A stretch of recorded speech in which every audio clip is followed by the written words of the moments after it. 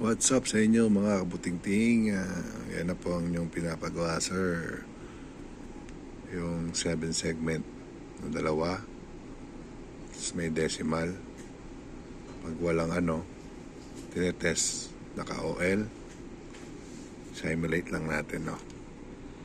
So, halimbawa maglagay tayo dito ng ganyang millivolts.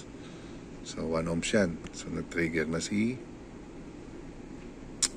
isang LED. Tapos try natin si ayan, 2 ohms. So maglalagay pa ako ng ibang value dito. Ayan, 3 ohms. So almost 3 ohms, 2.9. Tapos ayan, 4 ohms.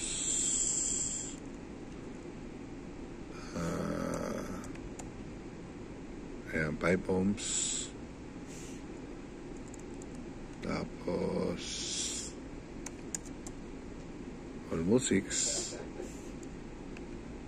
Almost 6. 6.8. So almost 7 na yan. So ayun na siya. So magti-trigger lang to pagka below 1 ohms. So ano ba yung below 1 ohms? Bawa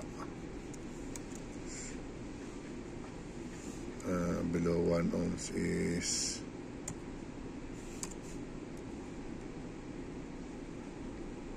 yan 0.04, 0.44, 0.2, 0.2 lang.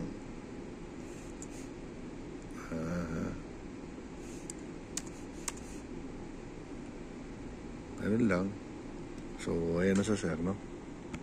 Tinesting ko lang, sinimulate ko lang. Okay naman. Gawin na lang natin sa hardware, sa actual. So yun lang mga kabuting-ting.